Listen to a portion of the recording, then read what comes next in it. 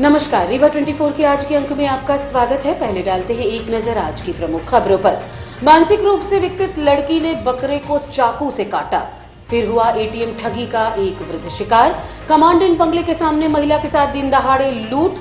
महिला ने पति पर लगाया आरोप और गुस्से में आग बबूला पत्नी ने पति के ऊपर डाला खौलता तेल। गंभीर अवस्था में इलाज के लिए कराया गया भर्ती। इन खबरों को आगे हम विस्तार से देखेंगे। 1 फरवरी को पेश होने वाले बजट को लेकर रीवा 24 टीम ने शहरवासियों और व्यापारियों से चर्चा की। लोकसभा में 1 फरवरी 2023 बुधवार को साल 2023-24 के लिए बजट पेश किया जाने वाला है। वित्त मंत्री निर्मला सीतारमण लोकसभा में देश की जनता के लिए बजट पेश करेंगी। इस साल जनता को सरकार से बहुत उम्मीदें हैं। वहीं लोग ये भी जानने के लिए उत्सुक हैं कि इस बार क्या सस्ता होगा और क्या महंगा। इस साल का बजट गरीबों और मध्यम वर्गीय परिवारों को राहत देने वाला होगा या नहीं, यह एक बड़ा सवाल है, क्योंकि पिछले कुछ सालों से महंगाई बहुत तेजी से बढ़ी है, चाहे फिर वो रसोई गैस हो या पेट्रोल या फिर आटा। हाँ, उम्मीद तो सबको बहुत है, क्योंकि ये बजट साल का आखिरी बजट है जो 1 फरवरी को पेश हो रहा है। और केंद्रीय कर्मचारियों के लिए सुन रहे हैं, इस बार काफ़ी घोषणाएं कर सकती है सरकार। जैसे कि ये चुनाव का आखिरी साल है और 2023 में चुनाव होने वाले हैं, तो वेतन में बढ़ोतरी हो सकती है। और इससे जो छोटे पदों पे काम करने वाले कर्मचारी हैं उनको लाभ मिलेगा। हाउसिंग जो लोन होते हैं वो सुन रहे हैं कि 25 से 30 लाख रुपए, मतलब 25 था, अब 30 लाख रुपए हो रहा है। तो एक छोटे जो वर्ग के लोग हैं उनको तो जाहिर तौर पे फ़ायदा होगा ही। और कई ऐलान कर सकती है सरकार इसको लेके। अब देखते हैं, बाकी तो कल जो होगा वो तो पता चलेगा। और अपना जो अर्थव्यवस्था है उसको बढ़ाने के लिए सरकार तो कुछ ना कुछ कदम उठाएगी जिससे बूस्ट हो वो और हमारे देश की तरक्की में मदद मिले। रक्षा के क्षेत्र में हो, एजुकेशन में हो, किसी में भी हो, इस बार तो सब में उम्मीद है, क्योंकि कोरोना के बाद जो हमारा एक अर्थव्यवस्था को बहुत एक पुश करने की ज़रूरत थी, उस हिसाब से ही मुझे लगता है कि सरकार ये बजट बनाएगी। और हम सबको उम्मीद है, खासकर महिलाओं को भी रसोई के बजट में भी आशा करते हैं कि सरकार कुछ अच्छा देगी हम सबको। देखिए, बजट जब पेश होता है तो भारत के हर व्यक्ति, गांव का जो 0% का आदमी है और जो बहुत बड़ी बिजनेस कर रहा, सबकी उम्मीद होती है कि कहीं ना कहीं बजट में हमें रियायत मिलेगी। जिस तरह से पिछले कई सालों से देश का बजट पास हो रहा है और आम आदमी की जेब में जितना बड़ा लोड पड़ता है, शायद वो बहुत बड़ी चीज़ है और बहुत बड़ा नुकसान होता है आम जनता की। मैं एक पूर्व सैनिक हूं और मैं आपको बताना चाहता हूं कि सरकार की जो नीतियां रहीं, अभी OROP 2 का रिवीजन हुआ है, उसमें सेना के जवानों के लिए कुछ नहीं दिया गया है। सरकार सेना के नाम पर बहुत सारी चीज़ें अपने आप में कलेक्ट करती है, यहाँ तक कि जब से भाजपा की सरकार आई केंद्र में, और सेना के नाम पर अपनी राजनीति को सबसे सर्वोपरि स्थान पे रखते हैं। अग्निवीर बना दिया, सेना के अंदर जवानों के पेंशन बंद कर दिया। मैं यहाँ पर आपका ध्यान आपके चैनल के माध्यम से आकर्षित करना चाहता हूँ भारत सरकार की और देश के जनता की कि जो युवा 18 साल का युवा अग्निवीर में बनकर 4 साल के लिए जाता है, 4 साल के बाद वो क्या करेगा? ना तो अपनी डिग्री कंप्लीट कर सकता है, ना सेना में रह सकता है, और सरकार उसकी पेंशन बंद कर दी। और यहीं राजनेताओं की देख लीजिए तो हर दिन, मतलब महीने में 2 बार उनकी पेंशन बढ़ाई जाती है, अगर एक एग्जाम्पल कहा जाए तो। और एक बार विधायक बन गया, पार्षद बन गया, सांसद बन गया, उसकी 4-4 पेंशन ले रहा है। लेकिन एक जवान जो सरहद पर 24 घंटे देश की सुरक्षा के लिए खड़ा रहता है, उसकी भी पेंशन बंद कर दी गई। ये सरकार को इसमें सोचना है। और कल का जो आम बजट है, हमें तो नहीं लगता कि सरकार जनता को और आम जनता को रियायत देगी, क्योंकि जनता के ही जेब में ये लोड जाने वाला है। राजनेता हैं, जो पैसे वाले हैं, जो उद्योगपति हैं, उनको कभी कितना भी बजट महंगा हो जाए कोई फ़र्क नहीं पड़ता। ये फ़र्क तो उनको पड़ता है। उन महिलाओं से जाकर पूछो जो गाँव में चूल्हे में। देश के माननीय प्रधानमंत्री मोदी जी देश को आर्थिक स्तर पर बहुत मजबूत करना चाहते हैं, जिसमें व्यापारी का रोल अहम माना जाता है। अगर व्यापारी कमज़ोर हुआ तो देश की आर्थिक स्थिति भी मजबूत नहीं हो पाएगी। आज कुछ सालों से व्यापारी बहुत ही पीछे होता जा रहा है। एक तो महंगाई की वजह से उनका बजट बिगड़ना या कम व्यापार होना, तो वो GST पे भी असर डालता है। GST पे असर डालना मतलब देश की आर्थिक को कमजोरी। तो माननीय प्रधानमंत्री से मैं अपील करना चाहता हूँ, जैसे किसानों के लिए, सेना के लिए, सभी के लिए आप कुछ योजनाएं चलाते हैं, तो वही योजनाएं व्यापारियों को उत्थान के लिए आप कुछ योजनाएं चलाएं, जिसमें महंगाई कम हो, पेट्रोल डीजल के दाम कम हो, आटा दाल चावल के दाम कम हो। तो इससे क्या है, बाजार में रौनक लौटेगी, व्यापार भी मजबूत होगा, और उससे व्यापार मजबूत हुआ तो देश की आर्थिक स्थिति सुधरेगी, देश मजबूत होगा। और मैं और चीज़ों में कई चीज़ों में ध्यान कराना चाहता हूँ, जैसे बैंकों का लोन, व्यापारियों पर आर्थिक लोन ज़्यादा है, उसके लोन की PMI टैक्स बढ़ना, ये सब व्यापारियों पर असर करता है। इससे व्यापारी कमज़ोर होता है, और कस्टमर कमज़ोर हैं, ग्राहकी नहीं है, तो व्यापारी कमज़ोर मतलब देश कमज़ोर। आम आदमी की क्या ज़रूरत हो सकती है? एक आम आदमी की ज़रूरत तेल की, हर दिन तेल की ज़रूरत पड़ती है सब्जी पकाने के लिए।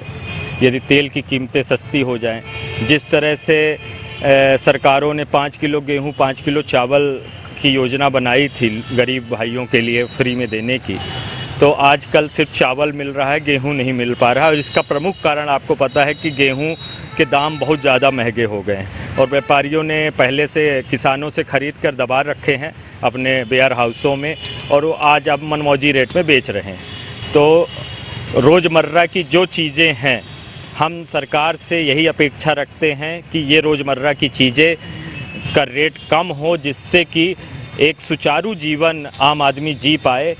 जिस तरह से गैस सिलेंडर के रेट आप देखते हैं कि लगातार, यानी 2014 में जब आप रेट देखते थे तो 2014 में गैस सिलेंडर के रेट 350-400 रुपये हुआ करते थे। उस टाइम पे बीजेपी के लोगों ने काफ़ी ज़्यादा इसका विरोध भी किया था 400 को लेकर। आज वो लोग कहाँ गए जब हम लोग 1200 रुपये का सिलेंडर खरीद रहे हैं? और वो लोगों से मैं पूछना चाहता हूं कि आज उनका विरोध कहाँ गया, किस जगह पे छिप के बैठे हुए हैं। इसी तरह आप पेट्रोल डीजल की बात कर लीजिए, लगातार पेट्रोल डीजल के रेट बढ़ते हुए आपको दिख रहे हैं। इससे पहले मैं आपको बता दूं कि पेट्रोल डीजल में कच्चे तेल की जो कीमत है अंतर्राष्ट्रीय मार्केट में इस समय सबसे कम के दौर पे है। उसके बाद भी सरकार ने, हम कहते हैं कि आप अपनी एक्साइज ड्यूटी लगा के रखिए, स्टेट अपना टैक्स लगा के रखे, पर जब सरकार को ये लगभग $45 प्रति बैरल मिल रहा है, जो कि अभी तक के सबसे कम में है, तो कम से कम पेट्रोल डीजल 15 से 16 रुपये सस्ता होना चाहिए। जिस वादे को लेकर मोदी सरकार आई थी, आज मेरा केंद्रीय नेतृत्व से सिर्फ यही मांग है, एक आम आदमी होने के नाते, कि एक आम आदमी न नौकरी, जिस तरह से महंगाई का दर बढ़ी है और आम आदमी की कमाने की दर घटी है, उसके रेशियो को देखते हुए यदि इस रेशियो को समान में कर दिया जाए कि यदि महंगाई की दर बढ़े तो लोगों की आय भी बढ़े, पर आय की तो आपने कोई व्यवस्था की नहीं, तो कम से कम ये जो बजट आने। एटीएम बूथ में अनजान व्यक्ति से मदद मांगना एक व्यक्ति को महंगा पड़ गया। आरोपी ने बड़ी सफाई से उनका कार्ड बदलकर खाते से रुपए निकाल लिए। जानकारी होने पर पीड़ित ने थाने में शिकायत दर्ज करवाई है, जिस पर पुलिस अब आरोपी की तलाश कर रही है। घटना मऊगंज कस्बे की बताई जा रही है। अब्दुल हकीम पिता शेख मोहम्मद निवासी रामपुर थाना मऊगंज सोमवार को कस्बे की गंगा वाटिका के समीप स्थित बूथ में पैसा निकालने गए थे। उनको रुपए निकालने में दिक्कत हो रही थी तो समीप ही खड़े एक व्यक्ति से मदद मांगी और उसे अपना पिन नंबर बता दिया।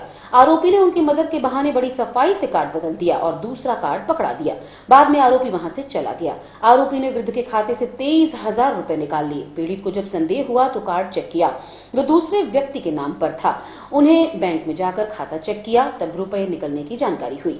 उन्होंने थाने पहुंचकर घटना की शिकायत दर्ज करवाई है, लेकिन घटना को अंजाम देने वाले आरोपी की पहचान अभी तक नहीं हो पाई है। उक्त एटीएम बूथ में इससे पूर्व भी ठगी की घटनाएं हो चुकी हैं। यहाँ पर अक्सर लोग बदमाशों के हाथ ठगी का शिकार हो जाते हैं। घटना ये हुई कि लाए थे, अभी आया था पिन स्टेट बैंक के जनरेट करने के लिए लाए थे कि जनरेट करेंगे, कुछ पैसा भी निकालेंगे। एटीएम फिर क्या हुआ? एटीएम कार्ड फिर माने वो कर रहे थे तो नहीं आ रही थी, तो एक आदमी आया तो कहा कि क्या परेशान है क्या? हम कहें कुछ है, ये है परेशान, कहीं देखिए हम वो करते हैं। और वो जनरेट किया पिन कोड और एटीएम बदल करके हमको एक दे दिया, एक प्रजापति के नाम से। उस प्रजापति का नाम है विनोद प्रजापति के नाम से दे दिया। और हमको शंका हुई कि हमारे पीछे वाले भाग में जहाँ कागज़ लगा रहता है तो 786 लिखा था और इसमें 816 लिखा हुआ है। तो हम गए बैंक, तो बैंक में पता चला पैसे पूरा निकल गया। कितना पैसा निकला? 23,000। किस एटीएम में गए थे आप? गंगा वाटिका के पास में जो है, गंगा वाटिका के अंदर पास में लगी हुई है SBI का स्टेटमेंट। SBI। अच्छा, कितना पैसा निकला है आप खाते से? 23,000। आपने थाने में रिपोर्ट की है? जी। क्या वहाँ आश्वासन मिला आपको? आश्वासन मिला कि कैसे पता लगा, क्या बता जी। CCTV फुटेज जो हुआ है तो बैंक वाले के आया, तो बैंक वाले जब निकाला तब पता लगा। मऊगंज अपने ATM के साथ में ATM मशीन में गया और पैसा निकाल रहा था। उसे ऑपरेट करते नहीं आ रहा था। एक अनजान व्यक्ति को उन्हें ATM दे दिया। उसने कहा कि अभी हम लिंक करके आपको देते हैं, आप प्रतीक्षा कर लो। और उसने उनके खाते से 23,000 रुपये निकाल करके चला गया। जब वो बैंक गया तो बैंक से उसको पता चला कि उसके अकाउंट से 23,000 रुपये निकल गया है। इस बात की सूचना उसने मऊगंज में दी है। मऊगंज में तत्काल जो है अपराध का पंजीयन करके एक टीम जो है कार्रवाई हेतु रवाना हुई है। और निश्चित ही वो उनके जो CCTV फुटेज है इससे वो जानकारी ले करके आगे की कार्रवाई की जा रही है। कलयुगी पत्नी ने पति के ऊपर खौलता हुआ तेल डाल दिया, जिसे गंभीर अवस्था में इलाज के लिए भर्ती करवाया गया है। नईगढ़ी थाना क्षेत्र अंतर्गत आने वाले भीर गांव से है, जहां एक पत्नी द्वारा अपने ही पति के ऊपर रात्रि में सोते समय खौलता सरसों के तेल डालने का आरोप है। हम आपको बता दें कि रमेश साकेत पिता सजन साकेत उम्र 40 वर्ष निवासी ग्राम भीर, जिसके ऊपर सोते समय पत्नी द्वारा गर्म सरसों का तेल डाल दिए जाने का आरोप है। ये घटना 30 जनवरी की भोर 3 बजे की बताई गई है। पत्नी द्वारा चेहरे में गर्म तेल डाल दिए जाने से पति का चेहरा बुरी तरह से झुलस गया।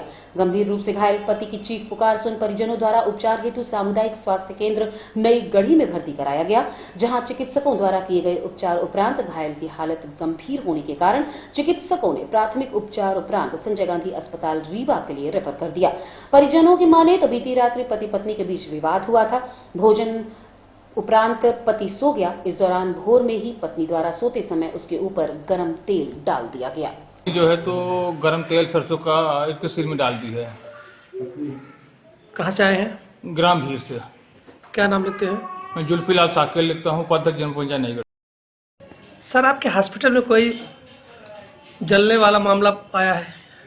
हाँ, अभी एक मामला बर्न का केस आया हुआ है। रमेश साकेत है, 40 या 45 साल का है युवा।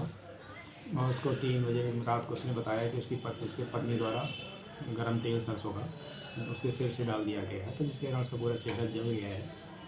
उसका एक प्राइमरी ट्रीटमेंट करके उसको रीवा रिफर किया गया संजय गांधी में मैनेजमेंट के लिए। क्या नाम लिखते हैं सर? Doctor RC Patel. जिला पंचायत कार्यालय के सामने से नगर निगम रीवा द्वारा अतिक्रमण हटाया गया। जिला पंचायत कार्यालय के सामने लगभग 55 दुकानदारों ने अवैध रूप से कब्जा कर रखा है, जिसको नगर निगम अमले ने आज फिर से हटाया। मामला हाईकोर्ट में विचाराधीन है। बार बार अतिक्रमणकारी अतिक्रमण करते हैं और नगर निगम अमला उसे हटाता है। इस संबंध में नगर निगम के अधिकारियों से हमने बात की। क्या कार्रवाई की जा रही है जिला पंचायत कार्यालय?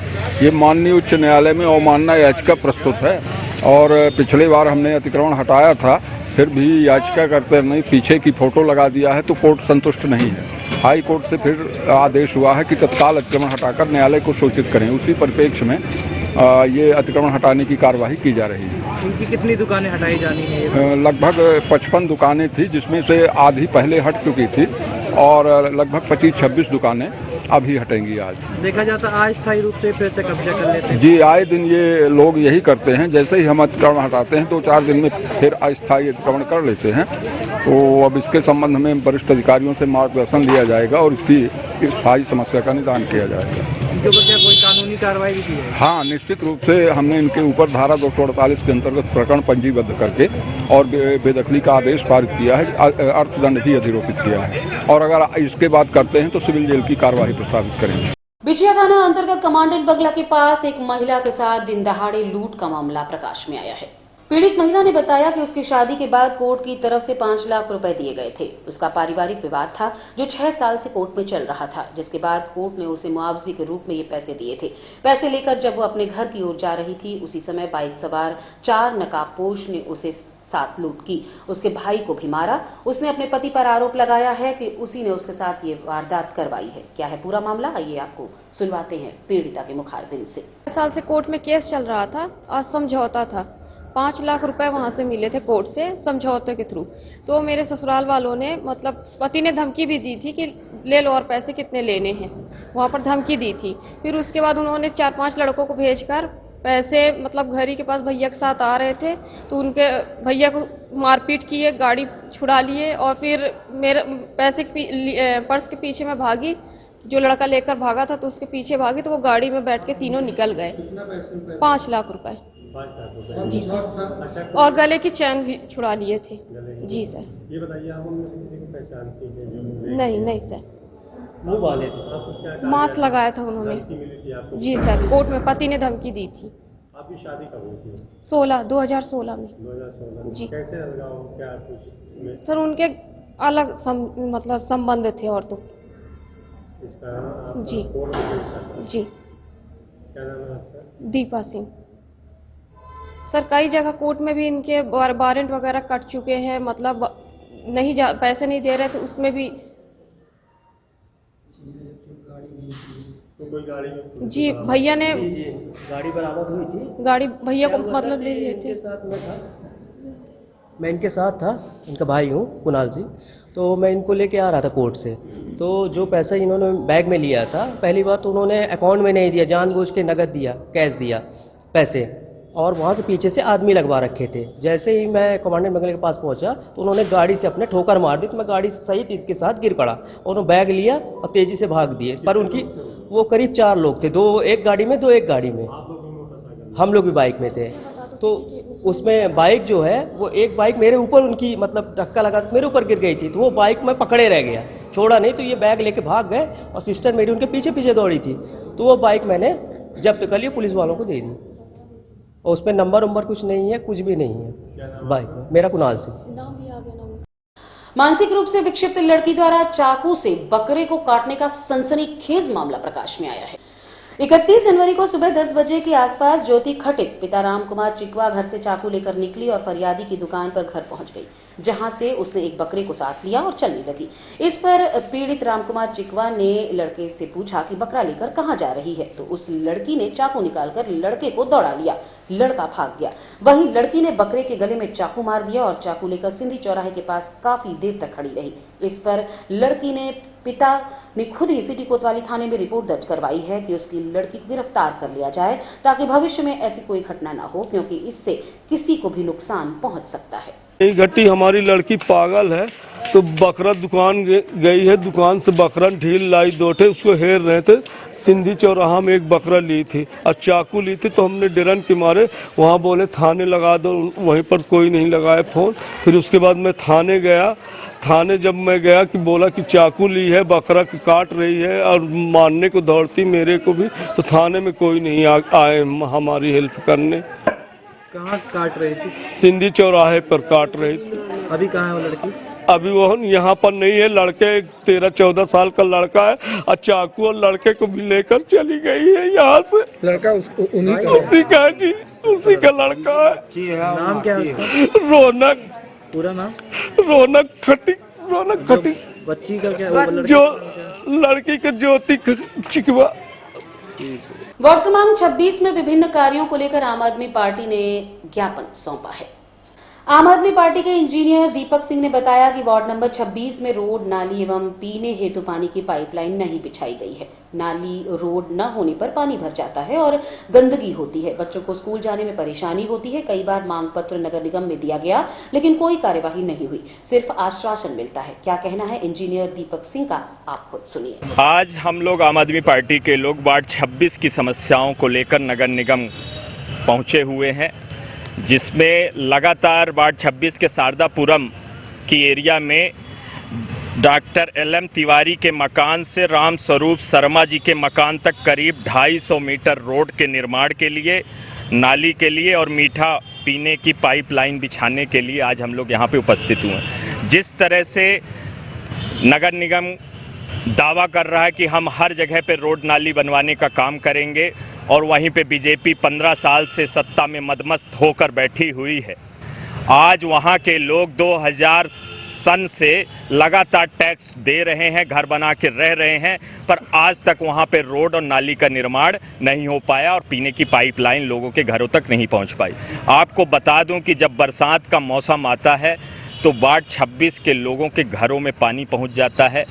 बाढ़ की जैसी स्थिति आ जाती है। बरसात के टाइम में लोगों को, बच्चों का स्कूल जाना दूभर हो जाता है। लोगों ने अपने सामने खुद से स्वयं के खर्च से नाली का निर्माण करवाया, पर नाली में लगातार कोई सफाई और किसी तरह की सफाई न होने की वजह से आज नालियों से दुर्गंध और क्या कहते हैं कई बीमारियों का उत्पन्न हो रही हैं, जिससे वहाँ के रहवासी बहुत ज़्यादा परेशान हैं। हम आम आदमी पार्टी के लोग नगर निगम कमिश्नर और रीवा नगर पालिक निगम के महापौर जी से निवेदन करने के लिए आज इस एक ज्ञापन पत्र के माध्यम से आसान तरीके से आए हुए हैं कि हर जगह यदि आप रोड नाली के लिए सेंक्शन करवा रहे हैं तो वहाँ भी नपाई जुकाई करने के बाद एस्टीमेट तैयार करके टेंडर जारी किया जाए, जिससे बरसात के पहले वहाँ रोड और नाली का निर्माण हो पाए। स्वच्छता सर्वेक्षण के नाम पे जिस तरह से रीवा को भी नंबर पे दिखाया जा रहा है, मैं आज आपको बता दूं कि यदि आपको स्वच्छता सर्वेक्षण का सही सर्वेक्षण करना है तो या तो आप निराला नगर की बस्ती में चले जाइए, या तो आप वार्ड 26 अम्बेडकर नगर, पोखरी टोला, शारदापुरम की एरिया में चले जाइए। आपको पता लग जाएगा कि स्वच्छता सर्वेक्षण कापियों और किताबों में और पन्नों में कुछ और है और जिसकी सही हकीकत, ज़मीनी हकीकत कुछ और बयां कर पा रही है। वहीं पे जो खाली ज़मीन पड़ी हुई है, लगातार नगर निगम खाली ज़मीनों का टैक्स तो ले रहा है। जब सभाजीत यादव जी यहाँ के कमिश्नर थे 2019-18 के टाइम में ये चीज़ें लागू की गई थी कि खाली ज़मीनों का टैक्स लिया जाएगा, और जब कमिश्नर साहब से नगर निगम से पूछा गया था कि टैक्स किस बात का लिया जाएगा तो उन्होंने ये चीज़ कही थी कि जो कचरा गंदगी वहाँ पे होती है उसका साफ सफाई का काम, जिम्मे का काम नगर निगम देखेगा। उसके बाद भी आज आप एक कैमरा आप अपना उधर भी एक बार घुमा के देखेंगे तो आपको पता लगेगा कि खाली ज़मीन सिर्फ कचरा भंडारण की जगह बन चुकी हैं। लोग पहाड़िया में कचरा न छोड़ के नगर निगम के लोग और कई लोग वहाँ पे कचरा एकत्रित हो रहा है, जिससे कई लोग बीमार हो रहे हैं। स्वामी प्रसाद मौर्य के खिलाफ कार्यवाही की मांग को लेकर भारतीय शक्ति चेतना मंच ने सौंपा ज्ञापन।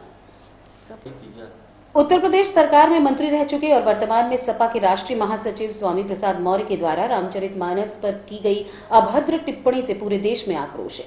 वहीं मध्य प्रदेश के रीवा जिले में भी इनके विरोध में सुर उठने लगे हैं। शक्ति चेतना मंच के कार्यकर्ताओं ने प्रधानमंत्री, मुख्यमंत्री के नाम से कलेक्टर को ज्ञापन सौंपकर स्वामी प्रसाद मौर्य के खिलाफ कार्यवाही की मांग की है। लखनऊ से समाजवादी पार्टी के नेता स्वामी प्रसाद मौर्य ने रामचरितमानस में उन्होंने टिप्पणी की है। रामचरितमानस को उन्होंने जलाया है। तुलसीदास में उन्होंने टिप्पणी की है और हमारे सनातन धर्म, हिंदू धर्म को बदनाम करने का काम कर रहे हैं। जाति के नाम से, धर्म के नाम से वो राजनीति करना चाहते हैं, लोगों को बांटना चाहते हैं। इसके विरोध में आज रीवा कलेक्टर महोदय को माननीय मुख्यमंत्री, प्रधानमंत्री महोदय के नाम हम लोगों ने ज्ञापन दिया है। भारतीय शक्ति चेतना पार्टी और भगवती मानव कल्याण संगठन शाखा जिला रीवा के तत्वावधान में कि ऐसे व्यक्ति के ऊपर कार्यवाही हो जो हमारे लाखों करोड़ों सनातनी को, हिंदू धर्म को बदनाम करने का काम कर रहे हैं। देवी ये ओछी मानसिकता रखने वाले स्वामी प्रसाद मौर्य जो धर्म के नाम से, जाति के नाम से लोगों को बांटने का काम कर रहे हैं, राजनीति करना चाहते हैं। तो हम भारत के लोगों से ये कहना चाहते हैं कि ऐसे लोगों को के ऊपर कार्यवाही हो, ऐसे लोगों पर मुकदमा हो, और जब तक वो हमारे भारत के करोड़ों करोड़ लोगों से शासकीय आदर्श विज्ञान महाविद्यालय में दिनांक 31 जनवरी 2023 को आजादी की 75वीं वर्षगांठ के उपलक्ष्य में अमृत महोत्सव के तहत महाविद्यालय के प्राचार्य डॉक्टर आशा प्रधान के आयोजकत्व एवं अमृत महोत्सव प्रभारी डॉक्टर अभिलाषा श्रीवास्तव के संयोजकत्व में आयोजित हुई गोष्ठी। इस गोष्ठी में प्रथम वक्ता श्री राजीव शुक्ल, विप्र सेवा संघ के स्थापक, जिन्होंने सामाजिक क्षेत्र में हजारों कार्य किए हैं, बिना किसी के 1 रुपए के चंदा या सहयोग न तो प्रशासन न ही शासन से लिया। शुक्ल जी आंदोलन कार्यक्रम, शक्ति प्रदर्शन, रैली, जागरूकता के कार्यक्रम में शामिल रहे। इनके द्वारा की गई उपलब्धियां फेसबुक में देखी जा सकती हैं। इन्होंने शिक्षा में स्वतंत्रता के लिए राष्ट्रीय शिक्षा नीति में सारगर्भित उद्बोधन दिया एवं नई शिक्षा नीति को समझाया। दूसरे वक्ता श्री सिद्धार्थ श्रीवास्तव, जो स्वर्गीय महेश श्रीवास्तव जी के सुपौत्र हैं, जिन्होंने 1857 से 1947 तक की शहादत का ओजस्वी भाषण दिया। कार्यक्रम का संचालन डॉक्टर आरती तिवारी द्वारा एवं आभार डॉक्टर अभिलाषा श्रीवास्तव द्वारा किया गया। इस कार्यक्रम में हिंदी विभाग के सभी सदस्य doctor H D. Gupta, doctor Bharatendu Mishra, doctor Ashish Dwivedi, doctor Smriti, Shrimati Sheeba एवं अधिक से अधिक संख्या में छात्र छात्राएं उपस्थित रहे। युवती का अपहरण कर उसके साथ बलात्कार करने वाले आरोपी को न्यायालय ने आजीवन कारावास व अर्थदंड से दंडित किया है। दोनों पक्षों की दलीलों को सुनने के बाद न्यायालय ने यह अहम फैसला सुनाया। चुरहटा थाना क्षेत्र में 24 मार्च 2016 को एक दिमागी रूप से कमजोर युवती को आरोपी अंबुज द्विवेदी निवासी बमहौरी थाना चुरहटा अपने साथ मोटरसाइकिल पर बैठा कर ले गया था। वहां बमहौरी मंदिर के पास खेतों में उसके साथ बलात्कार किया। आरोपी पीड़िता को वापस घर पहुंचाने आ रहा था, तभी लोगों ने उसे पकड़ लिया। पीड़िता द्वारा अपने साथ हुई घटना बताने पर युवती को लेकर परिजन थाने पहुंचे और शिकायत दर्ज करवाई। अपहरण व बलात्कार का मामला पुलिस ने दर्ज किया और आरोपी को गिरफ्तार कर लिया। पुलिस ने पूरे घटनाक्रम की सूक्ष्म विवेचना कर चालान न्यायालय में प्रस्तुत किया। दशम अतिरिक्त सत्र न्यायाधीश संगीता मदान के न्यायालय में इस मामले की सुनवाई हुई। अभियोजन की ओर से ही हरिशंकर पटेल अतिरिक्त संचालक अभियोजक ने आरोपी के खिलाफ साक्ष्य प्रस्तुत किए। 16 साक्षियों की गवाही कराई गई। न्यायालय ने दोनों पक्षों की दलीलों को सुना और आरोपी पर दोष सिद्ध पाया गया। आरोपी को धारा 363 में 7 वर्ष की सजा व 10,000 अर्थदंड व धारा 376 में आजीवन कारावास 10,000 रुपए के अर्थदंड से दंडित किया गया है। अर्थदंड जमा न करने पर उसे 1 वर्ष का अतिरिक्त श्रम कारावास भुगतना पड़ेगा। न्यायालय ने 106 पेज का फैसला लिखकर आदेश पारित किया। पकड़ लिया, उससे पूछा तुम्हारा नाम क्या है, तो अपना नाम अंबुज द्विवेदी, ग्राम रुपौली बताया। इसके बाद पीड़िता उसके घर वाले थाना चुरहटा में जाकर के आरोपी के खिलाफ प्रथम सूचना रिपोर्ट दर्ज कराए और फिर थाना द्वारा उसका मेडिकल कराया गया और प्रकरण विवेचना के पश्चात आरोपी अंबुज द्विवेदी के खिलाफ न्यायालय में अभियोग पत्र पेश किया गया।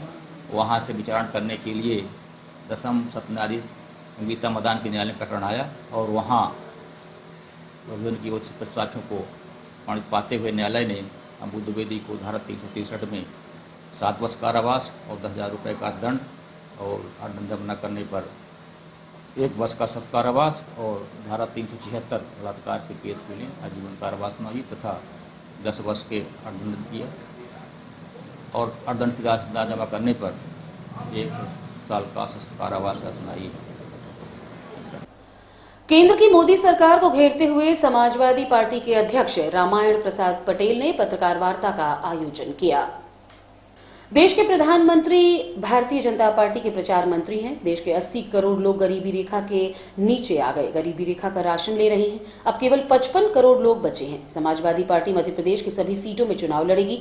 हमारा फोकस उत्तर प्रदेश की सीमा से लगने वाले 57 सीटों पर खासतौर से रहेगा, ये कहना था समाजवादी पार्टी के प्रदेश अध्यक्ष रामायण सिंह पटेल का। आइए आपको सुनवाते हैं पत्रकार वार्ता के दौरान रामायण सिंह ने क्या कुछ कहा। लोगों को गरीबी रेखा में ले आए, क्योंकि 80 करोड़ लोगों को राशन पानी दे रहे हैं। केवल 55 करोड़ लोग ही अब बच रहे हैं जो कि राशन से प्रधानमंत्री जी के दूर हैं। और प्रधानमंत्री जी तो देश की सारी संपत्तियों को बेचने का ध्यान दे रहे हैं और बेचने में ही अपना ध्यान केंद्रित किए हुए हैं।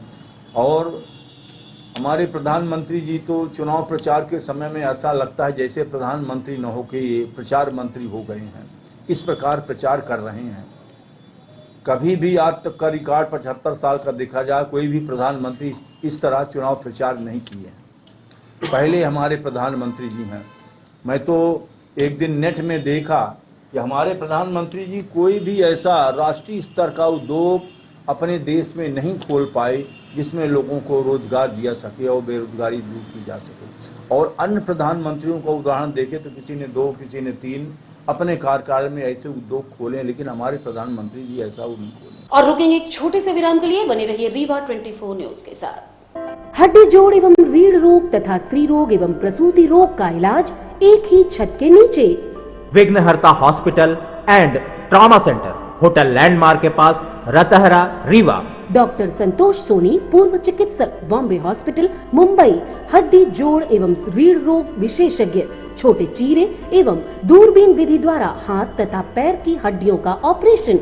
गठियाबात, जटिल एवं बिगड़े हुए फ्रैक्चर का बेहतर इलाज करते हैं डॉक्टर संतोष सोनी। विघ्नहर्ता हॉस्पिटल ट्रामा सेंटर में ही स्त्री एवं प्रसूत रोग विशेषज्ञ डॉक्टर शैलजा सोनी भी उपलब्ध हैं, जिनकी देखरेख में नॉर्मल डिलीवरी, सिजेरियन ऑपरेशन एवं बच्चेदानी से संबंधित ऑपरेशन की बेहतर सुविधा। संतानहीन दंपत्ति तत्काल संपर्क करें। विघ्नहर्ता hospital and trauma centre, hotel landmark के पास, रतहरा, रीवा। सुविधाजनक एवं सफल इलाज हेतु आज ही संपर्क करें। विघ्नहर्ता hospital and trauma centre, hotel landmark के पास, रतहरा, रीवा। मोबाइल नंबर 7828781983 अथवा 8462956774 पर। विप्र सेवा फाउंडेशन जबलपुर इकाई द्वारा किया गया भोजन वितरण। सामाजिक सरोकार के क्षेत्र में अग्रणी संस्था विप्र सेवा फाउंडेशन जबलपुर इकाई द्वारा राष्ट्रीय अध्यक्ष राजीव शुक्ल व पीआरओ डॉक्टर आरती तिवारी के दिशा निर्देश पर आधारताल संकट मोचन हनुमान मंदिर में महाआरती की गई। तत्पश्चात आसपास रहने वाले लोगों को भोजन वितरित किया गया। कार्यक्रम में मुख्य रूप से जिलाध्यक्ष अखिलेश चतुर्वेदी, कमल द्विवेदी, पाठक जी, रोहित, रवि, शेखर मिश्रा, लकी तिवारी, विद्यानंद त्रिपाठी आदि सम्मिलित हुए।